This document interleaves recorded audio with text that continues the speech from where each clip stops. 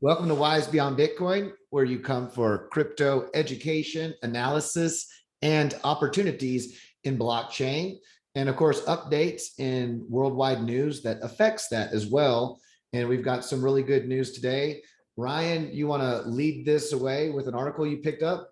Yeah. So you guys have probably been hearing the chatter recently about 1099 forms being mailed out to users of PayPal and Venmo who have more than $600 in annual transactions, and that is something that's kind of snuck up on us. And we did a little bit of research, and this article is pretty decent for fact checking some of the claims that are around this story.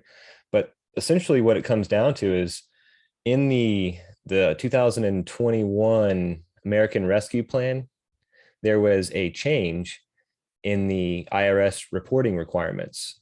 And the old requirements, you had to have for these apps, you had to have over 200 or over $20,000 in aggregate payments or 200 transactions in order to trigger the reporting requirements. But now they've moved that threshold down to $600 in yearly payments.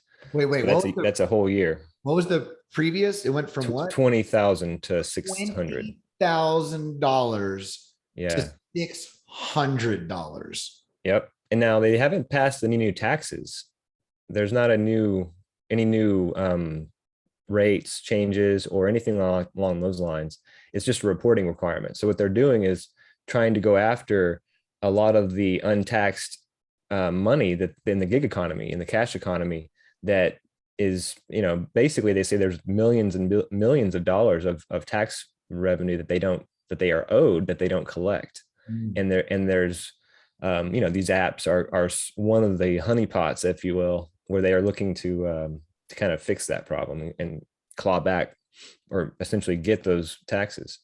So it's but to be clear about this isn't going to apply to like your reimbursements for dinner or a gift from your family or a friend. This is about sales, right? The proceeds of sales. So, still, yeah. This is for many people who aren't familiar with blockchain being a public ledger, being secured by its transparency. Many people who aren't familiar with crypto or blockchain, they think it's this underground black market, when that couldn't be further from the truth. It's actually secured and built on transparency. And as you mentioned, when you look at Bitcoin or Ethereum, these public ledgers, having an algorithm, being able to monitor addresses that have certain amounts or transact certain amounts, what's being done with Venmo and Cash App and PayPal is easy to apply, very easy to copy and paste this to the crypto blockchain world as well. Right. But it wouldn't be something you could do across the board, right? It would be easier to apply it to the public ledgers, right? Whereas so there's privacy protocols, we can list a few of them, like Pirate Chain and others, that wouldn't be as amenable to that sort of a regulation. Correct? I agree. In fact, I think when we see stuff like this happening, we'll start to see more attention being driven to there's Secret Network, which is a great privacy protocol built on the Cosmos Tendermint IBC chain. There is Monero, which is very popular, which people have heard of. There's Tornado Cash, which is there to help take the Ethereum network and bring privacy to the people who use Ethereum protocol. And as you mentioned, there's one of my favorites, Pirate Chain, which is secured and built off of Litecoin in the blockchain network. So there are some very, very solid, secure blockchain protocols that have foreseen the problems with lack of privacy and created networks that allow you to take all the benefits of blockchain, the security, and be able to obfuscate what you have from others being able to see it, which is good. I mean, people don't live in the world today where you walk down there and you can just look anyone's house and know what their finances are, know it's, in their safety deposit box or in their bank. There's a level of privacy. And I think we should be clear that we're not just advocating for privacy purely because we think that, we want to help people avoid taxes, because if if say if you have a business and you make sales, then yeah, you should report your income, right? Absolutely. But here's the problem. When you have a government that's changing how it's interacting with people's privacy and starting to look at every little tiny thing, every nook and cranny of their personal lives, and they're saying, oh, it's okay, don't worry about this, we're not going to interfere with your reimbursements for dinner or your gifts from your family members, a lot of that's something we have to kind of take on faith and say, okay, we'll trust them. But the tools will be there. They'll have complete, through these new regulations and these new this new reporting requirement, they're going to have a pretty good look at what everybody's doing. Oh, and they'll increase that, and they'll get a more complete look over time as as they refine their tools. So at a certain extent, we have to trust that the rules of the game won't change, and that gifts will be considered gifts, and we'll be able to distinguish between sales and reimbursements or gifts between friends. And I don't always trust that that's something that they're going to get right. You start getting desperate, you got a lot of debt, and maybe there's an inflation problem ripping, and you can't, raise interest rates to take care of the inflation because of the debt levels. Well, you might start really scrambling to get more tax revenue to make up that difference. And, you might start taxing things that maybe you shouldn't.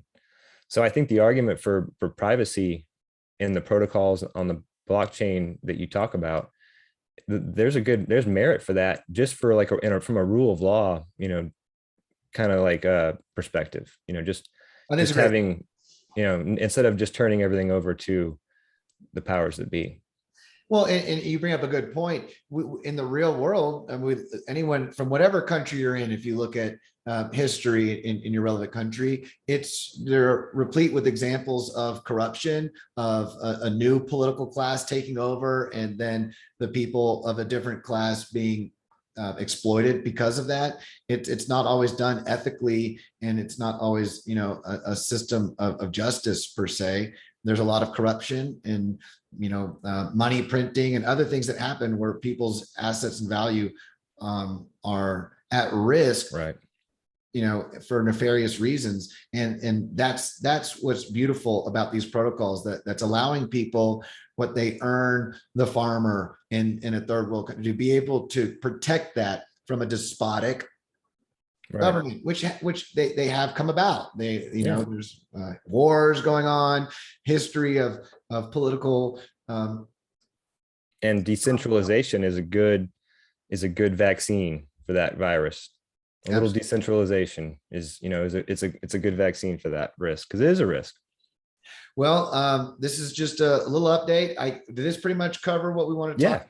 Yeah, we're good. We got it. If you like information like this, hit the notification bell. We appreciate a comment, a little thumbs up. And this is not financial advice. We just love sharing knowledge and education. Knowledge is power in this new growing market and this technology. We often learn from those who comment about what they know. So if you know something about the market, feel free to drop a comment, and we'll research that and look more into it. Maybe even make a video on it for you. What else? Am I missing something? We have a live stream coming up 4 p.m. So 4 p.m. around, watch that weekly. If you want to be interactive, we'll do that. Until that, I say until the next time, have a beautiful day and namaste.